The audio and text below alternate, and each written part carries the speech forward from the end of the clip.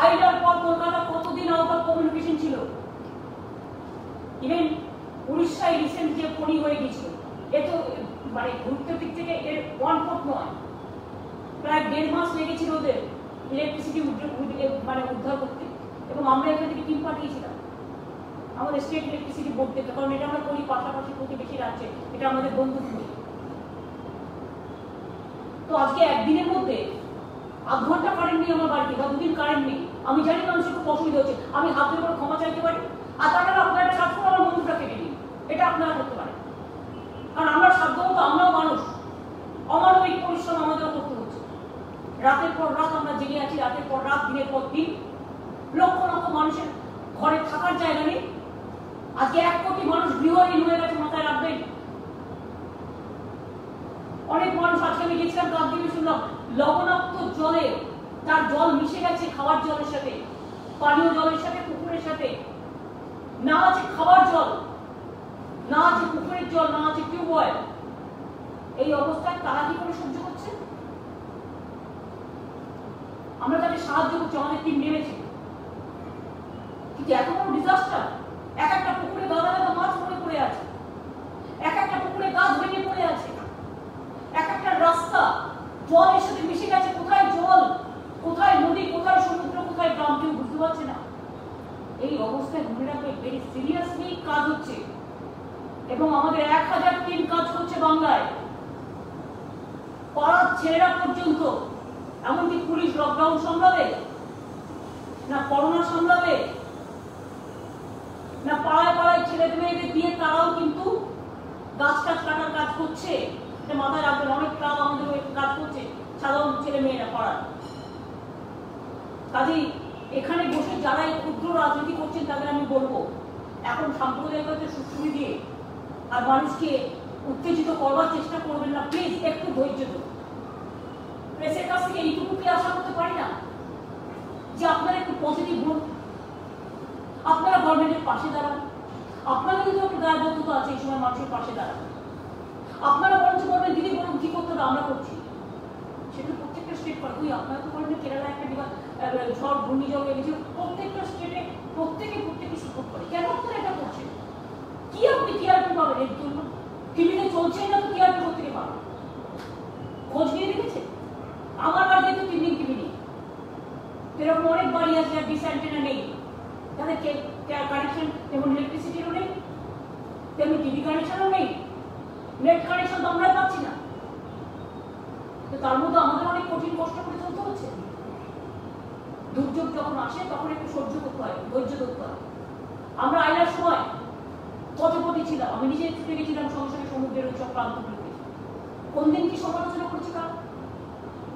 বরঞ্চ দুর্যোগে সে বাবরি মসজিদ ধ্বংসই হোক, আইলাই হোক, সাম্প্রদায়িক দাঙ্গাই হোক, নোটবন্দি হোক আর ঘরবন্দি হোক, সবসময় মানুষের পাশে আমরা দিয়েছি।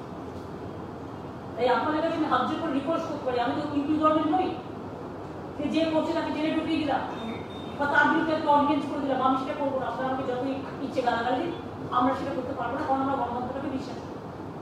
আমার একটা অনুরোধ আছে, প্লিজ কিছু কিছু সাংবাদিক আছে যারা অন্য পার্টি মাইন্ডে, তারা এগুলো করবেন না। দয়া করে কটা দিন আমাকে দুর্যোগের কাজটা করতে দিন, রেস্টোরেশনের রিলিফ ওয়ার্কে সাহায্য করুন। আর এত বড় দুর্যোগে 2-3 জনের 10 কোটি লোকের মধ্যে, যেখানে 70 কোটি লোক, 7 কোটি লোক যেখানে অ্যাফেক্টেড হয় এবং 10 কোটি লোকে কোনো না কোনো ভাবে অ্যাফেক্টেড হয়েছে, সেক্ষেত্রে আপনাদের এই 2 লোক কি বললো, এগুলো একটু বন্ধ প্লিজ, দয়া করে। এই কটা দিন আমাদের সাথে একটু কোঅপারেশন করুন, আমাকে রেস্টোরেশন ওয়ার্ক করতে দিন, আপনাদেরও আমি সাহায্য চাই। 2 হচ্ছে মানুষকে আমি আবেদন করবো, সবাই না, 1% নয়, 0.1% নয়, 0.01%। প্লিজ দয়া করে একটু ধৈর্য ধরুন। কলকাতা আশেপাশে এলাকা সিএসসির আন্ডারে পড়ে, আমাদের আন্ডারে নয়। আমার রাজ্য বিদ্যুৎ দপ্তর যেটা আছে, তারা জরুরিকালীন অবস্থায়, যুদ্ধকালীন অবস্থায় সাধ্যমতো চেষ্টা করছে। কয়েক লক্ষ পোল পড়ে গেছে, যেগুলো অনেক অনেক হাজার হাজার কোটি টাকা খরচা করে নিয়ে গেছিলাম গ্রাম থেকে গ্রামের প্রান্তরে। তারা তাদের সাধ্যমতো চেষ্টা করছে। কলকাতায় সিএসসি একটা আলাদা সংস্থা, তারা 30 বছর ধরে কলকাতায় আছে এবং সিপিএম এর আমলে সেন্ট্রাল যে ল করেছিল সেই অনুযায়ী তারা আছে বিদ্যুতে। এবং এখানে আর কোনো অর্গানাইজেশন নেই যে তাকে দিয়ে করাবো একজনের বদলে আরেকজনকে দিয়ে। এইখানে আমাদের হাত পাটা বাধা হয়ে গেছে মানে এখন এই মুহূর্তে আমার কাছে কোনো অপশন নেই। তার কারণ ওরাই জানে তারটা ওদেরই, ইনফ্রাস্ট্রাকচারটা ওদেরই, বিদ্যুৎ সাপ্লাই করে ওরাই। শুধু কলকাতা নয়, বেটার কলকাতা, ওদিকে হাওড়া হুগলিরও অনেকটা পার্ট আছে, নর্থ চব্বিশ পরগনার কিছুটা আছে, সাউথ চব্বিশ পরগনার কিছুটা আছে। এই মুহূর্তে আমি কি করবো? এই মুহূর্তে আমি গিয়ে তাকে মারধর করবো, না এই মুহূর্তে আমি তাকে বাবা বাচ্চা করে কাজটা করিয়ে নেবো? আমার হাতে যখন কোনো অপশন নেই। দুই হচ্ছে, মনে রাখবেন পরশুদিন ঈদ আছে, অনেকে বাড়ি চলে গেছে। তিন হচ্ছে, করোনার জন্য সব অফিসে 25% লোক কাজ করেছে, 25 or 30 government of India guidelines. সুতরাং কোনো অফিসে ফুল লোক নেই, ম্যান পাওয়ার নেই, এটা প্লিজ রিয়েলাইজ করুন। এটা কখনো জীবনে আগে হয়নি। দুর্যোগকে যে মোকাবিলা করবেন সেই ম্যান পাওয়ারটা নেই, সেই ম্যান পাওয়ারটাও সব চলে গেছে বাইরে। কারো জেলায় বাড়ি, কারো বাইরে বাড়ি। আর এই লোকগুলো যে স্কিল ওয়ার্কার চাই, ইঞ্জিনিয়ার ছাড়া হয় না। বিদ্যুতের তারা সবাই যুক্ত করতে পারে না, তাহলে বড় দুর্যোগ হয়ে যাবে, আবার দুর্ভোগ হয়ে যাবে, তাকে জানতে হবে কাজটা। এক্সপার্ট লোক চাই।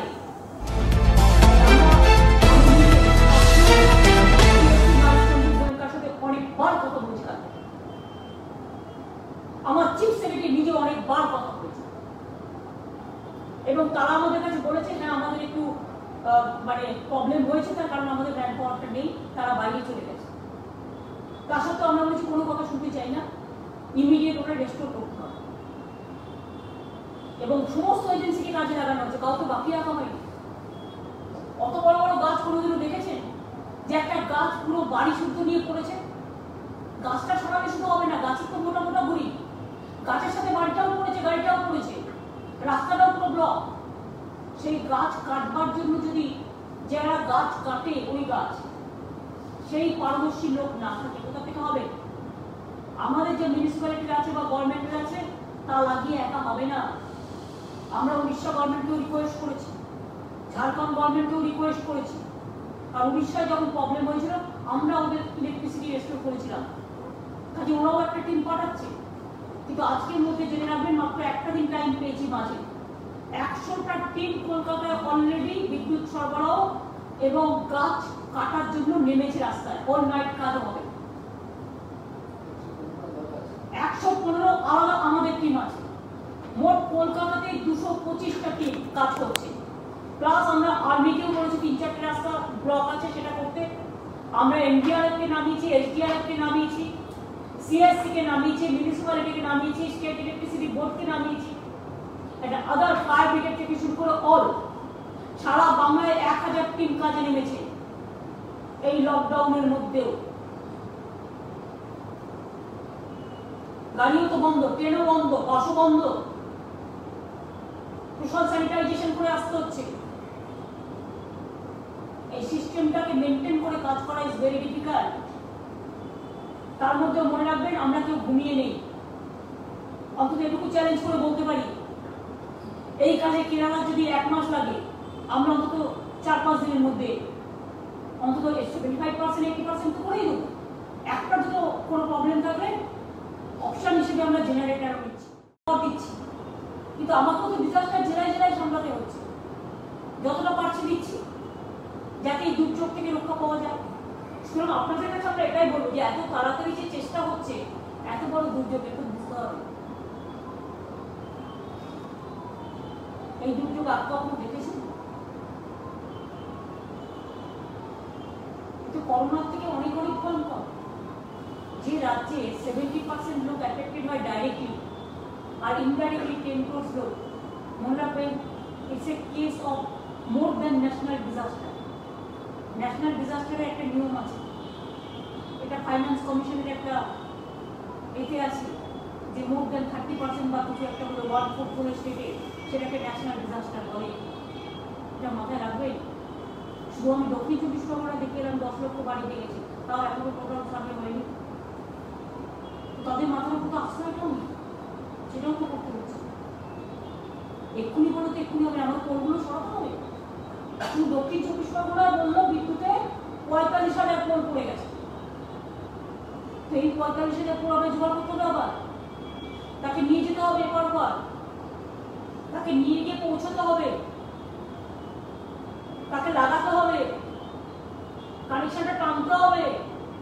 ইট ইজ নট দ্যাট ঘরে চাল ডাল আছে খিচুড়ি করে খেয়ে নিলাম, কিছু নেই। চাল ডালও জোগাড় করতে হবে, তেল মশলা সব জোগাড় করতে হবে। এবং আমার ঘরে তেল নেই, ডাল নেই, কিচ্ছু নেই, আমাকে সেগুলো জোগাড় করে আনতে হচ্ছে। লকডাউন চলছে, 75% দোকান বন্ধ, ইন্ডাস্ট্রি বন্ধ, ট্রেন বন্ধ, বাস বন্ধ। আমি প্রাইভেট অপারেটরদের বাসে অনুরোধ করি যে আপনারা বাসটা চালান দয়া করে। এই দুর্যোগে মানুষের পাশে থাকবেন না তো কবে থাকবেন? স্টেট গভর্নমেন্ট ট্রান্সপোর্ট ডিপার্টমেন্টকে বলছি সব বাসগুলো চালাতে, যত বাস আছে।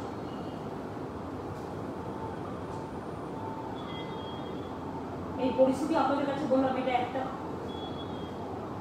বিদ্যুৎ বা জলের কানেকশন কতগুলো জায়গায় আপনাদের আমি বলি, আমার দুঃখ লেগেছে। আমার তাদের প্রতি কোনো রাগ নেই, তারা আমাকে গালাগালি দিতে পারে, তারা আমাকে মারতে পারে, যা ইচ্ছে করতে পারে, অর্জন আমার মুখটা কেটে নিতে পারে, আমার প্রতি যায় আসে। আমি কাজটা ভালোভাবে মানবিকভাবে করি এবং কাজটা সিরিয়াসলি করি। আমিও একটা মানুষরা বুঝতে, আমার টিম যারা কাজ করছে তারাও মানুষ। আপনাকে যদি রাত্রিরে ঘুমোতে হয় তাদের একটু ঘুমানো দরকার, কারণ কাজ করবে কি করে? 3 মাস ধরে ধরুন করোনার জন্য অনেকে তো বাড়িতে আছে, আমরা তো বাড়িতে পর্যন্ত নেই, আমরা তো রাস্তায় ঘুরে বেড়াচ্ছি। তো আমাদের তো খাটনি তো রেগুলার চলছে। তার মধ্যে মানুষ ভাববার আগে মানুষের কথা আমরা ভাবি, এইটুকু বিশ্বাস আপনাদের নেই, এইটুকু ভরসা নেই। কয়েকটা কাগজ খুলে লিখতে শুরু করে দিয়েছে, ভিআইপি এলাকায় কারেন্ট দেওয়া হচ্ছে। Is it a fact? No, not at all. Don't do the politics right now. আমি দেখেছি চোখে পড়ে। ওই ওয়ার্ডে 5 জন বিক্ষোভ দেখালো, কি ব্যাপার আপনাদের দেখতে পারেন? তার থেকে বলুন না, যেগুলো কাজ করছে জীবন দিয়ে তাদেরটা দেখার, কিভাবে তারা রেস্টোর করছে। পাড়ার ছেলেরা দড়ি দিয়ে একটা গাছ টানছে 50 জন দিয়ে, দেখাচ্ছে তো। তারা তো 5 জনকে দেখে আরো 5 জন শিখি। তার মধ্যে ঈদ পড়ে গেছে, আগামীকাল চাঁদ রাত আছে, পরশুদিন ঈদ আছে। ঈদও একটা বড় উৎসব সারা পৃথিবী। প্রতিবার আমিও ঈদের সময় আমি নিজেও ইফতার করি, আমি যাই, কারণ সব ধর্মকে ভালোবাসি। আমি বড়দিনেও যাই, দুর্গাপুজো নিজের মতো করে করি, ঈদও নিজের মতো করে করি। কিন্তু এবার আমি পারলাম না, কারণ লকডাউনে রিলিজিয়াস গ্যাদারিং ব্যান করেছে গভর্নমেন্ট অফ ইন্ডিয়া। অর্ডারটা কোথায় দেখি? গভর্নমেন্ট অফ ইন্ডিয়া অর্ডারটার কপি তো গভর্নমেন্ট অফ ইন্ডিয়া ব্যান করেছে। নামাজ পড়বে, পুরোহিত মন্ত্র করবে, আমাদের কারো তো আপত্তি নেই, কিন্তু প্রবলেমটা কি? ডিজাস্টার আইনটা তো ভারতবর্ষে কখনো অ্যাপ্লাই হয়নি, এই প্রথম অ্যাপ্লাই হয়েছে, যাতে গভর্নমেন্ট অফ ইন্ডিয়া বলে দিয়েছে রিলিজিয়াস গ্যাদারিং ইজ ব্যান। সেই জন্য আমি জানি 1 মাস ধরে আমার সংখ্যালঘু ভাই বোনেরা কথা শুনেছে, তারা বাড়িতে বসে প্রার্থনা করেছে। আরে মন্দির মসজিদ গুরুদ্বারা গির্জা তো আমার ঘর হতে পারে, আমার ঘরটাই তো আমার ঘরের আম্মা, আর বাইরের মায়ের মধ্যে তফাৎ কি? আমার ঘরের মাদার আর বাড়ির মায়ের মধ্যে তফাৎ কি? এতদিন ধরে যদি আপনারা রমজান মাস করতে পারেন, কালকে তো হাসিনা জি আমায় ফোন করেছিলেন, তাদের ঘরে কত মানুষ আক্রান্ত হচ্ছে, তাদের তো করতে হচ্ছে। আমি আপনাদের কাছে আবেদন করবো, থ্রু মিডিয়া, আমার সংখ্যালঘু ভাই বোনদের কাছে, এই বার্তা আপনারা রমজানও করেছেন, বাড়িতে বসে প্রে করেছেন। আপনাদের একটা সুবিধা আছে, আজানে মাইকি হলে আপনারা সময়টা জানতে পারেন, এবং সেটা তখন আপনার পরিবার নিয়ে বসে প্রেয়ার করতেই পারেন।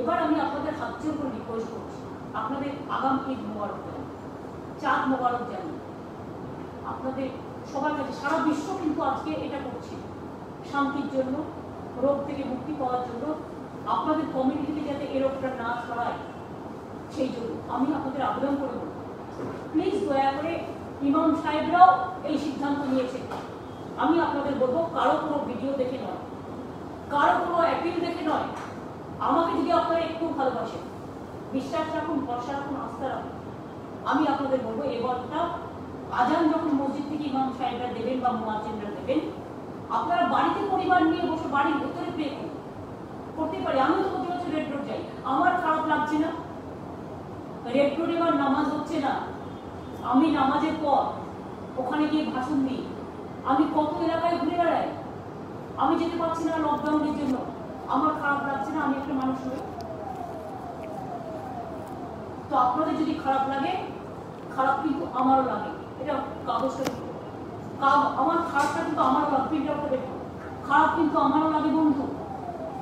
আমি আপনাদের সাথে সমব্যথ, আমি আপনাদের সমস্বার্থী, সমদুঃখী। আপনারা দেখলেন না, আমি বছরে একটা দিন মাত্র মা কালী বাড়ি যাই, পয়লা বৈশাখের আগের দিন আমি মা কালীকে আরতি করি। আমি প্রথম পুজো দিই আমার সারা জীবন, এইবার প্রথম আমি কালীবাড়ি যেতে পারলাম না মায়ের দর্শন করতে। লকডাউনে ধর্মীয় স্থান অ্যালাউড নয় বলে অ্যাসেম্বল হওয়া, আমি নিজে আইন মানতে পারি না। পয়লা বৈশাখে হালখাতা ছিল, প্রত্যেক ঘরে ঘরে বিজনেসম্যানরা গণপতি পুজো করে হালখাতা করে, মিষ্টি মুখ করান। এটাও কিন্তু মনে রাখবেন, বাংলার একটা নতুন বছর। বাংলার অনেক সময় আমরা বলি হে নূতন দেখা দাও বারবার আরবার, অথবা শুভ জন্মদিনও অনেকে কেউ কেউ বলে থাকে ভালোবেসে, ইমোশনাল। কেউ বেরোতে পারেনি, না পেরেছে অন্নপূর্ণা পূজায়, না পেরেছে বাসন্তী পূজায়, না পেরেছে রামনবমীতে, না পেরেছে চড়কের পূর্ব পুজোয়, না পেরেছে অশোক ষষ্ঠী, না পেরেছে নীল ষষ্ঠী, না পেরেছে পয়লা বৈশাখ। সবাইকে ঘরে থাকতে হয়েছে। তাই আপনাদের আমি আবেদন করবো, এতদিন যখন করলেন আল্লাহকে প্রে করুন না ঘরে বসে, আল্লাহ আপনাদের প্রার্থনা শুনবে, অনেক দোয়া করবে। মানুষের মধ্যেই তো ভগবান, মানুষের মধ্যেই ঈশ্বর আল্লাহ। তাই তো গান্ধী বলেছিলেন ঈশ্বর আল্লাহকে নাম সপ্তমূর্তিকে ভগবান। গভর্নমেন্ট আপনাকে অ্যালাউ করতে পারে না বাইরে অ্যাসেম্বল হতে রিলিজিয়াস প্লেসে, বিকজ গভর্নমেন্ট অফ ইন্ডিয়ার ডিজাস্টার অ্যাক্টে আমাকে লকডাউনটা মানতে হচ্ছে। আমার ইচ্ছে থাকলেও উপায় নেই, আমার উপায় বন্ধ। টাইম দিন ফর দিস ডিজাস্টার ল। সব স্টেটই মানছে, সারা বিশ্বের সব মানুষ মানছে। আমি সমস্ত ইমামদের, আজকেও আপনারা জানেন বড় মুসলিমদের আজকে ওদের ইচ্ছে, তারাও তাই কিছু মেনেছে।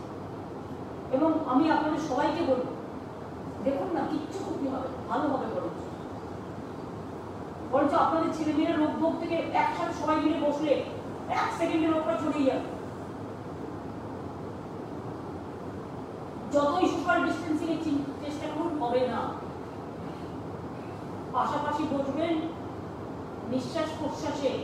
আপনারা তো নিশ্চয়ই চান না লক্ষ লক্ষ মানুষের করোনা এফেক্টেড হোক, আপনার পরিবারে কেউ এই দুর্যোগের মধ্যে দুর্ভোগে করুক। নিজের পরিবারকে ভালো রাখুন, সমাজকে ভালো রাখুন, রাজ্যকে ভালো রাখুন, দেশকে ভালো রাখুন। সবার মধ্যে মানুষ সত্য থাকার মধ্যে না, মানুষকে ভালো রাখুন। এতে মানুষ আপনাদের প্রতি কৃতজ্ঞ থাকে। আর এই সুযোগে আপনারা তো জানেন, কিছু না করতে কেরিনি পাড়া টিকিয়া পাড়া নিয়ে বিজেপির রোল আপনারা দেখেছেন। ওরা এমনিতেই বসে আছে মোবাইল সেট করে, কখন দেখাবে, কখন একটা শকুনি মরবে আর কখন শকুনিটার মাংস পাবে। সুতরাং আমি আপনাদের কাছে আবেদন করবো এবং সবাইকে বলবো, এই লকডাউনের মধ্যেও সাম্প্রদায়িক সম্প্রীতি বজায় রাখুন সকলে, সব ধর্ম, সব সম্প্রদায়।